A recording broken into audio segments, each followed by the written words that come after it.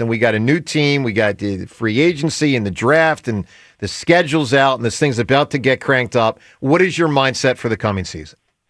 Well, as they go into September 4th, they will be the best team in the National Football League. They have the best roster. They have the most stars. They have great coaching. They will be the best team in the National Football League. But my word of caution is the fact that it's 17 games over 18 weeks.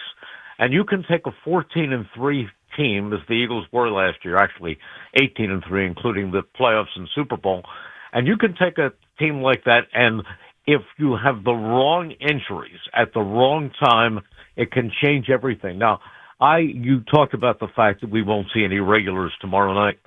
The fact I thought I was not in favor of that. I thought in those first 3 years that Nick ought to be playing some.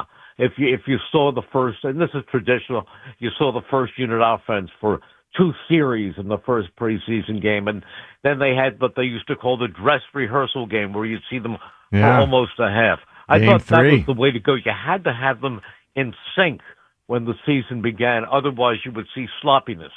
And I thought Dan Campbell in Detroit was doing, and watching Hard Knocks and all this, they come out hitting from the first day of the practices, and they play regulars, and right through the preseason they play their regulars, and then when the season begins, they are ready. And for much of last season, those Lions were the best team in football.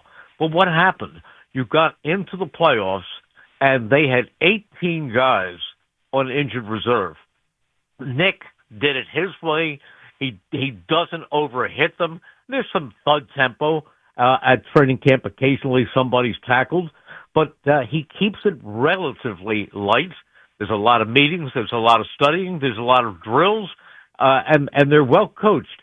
But rarely, I don't think you'll see a starter in the preseason, except maybe a starter who might be a potential starter battling for a job. But for the most part, you're not going to see the key players out there at all during the preseason. So what happens? The season sometimes starts a little bit rocky. But when the Eagles went into the playoffs last year, they had 22 healthy starters. Yeah. That was a huge part of it. The only one who they lost in the playoffs was Nakobe Dean.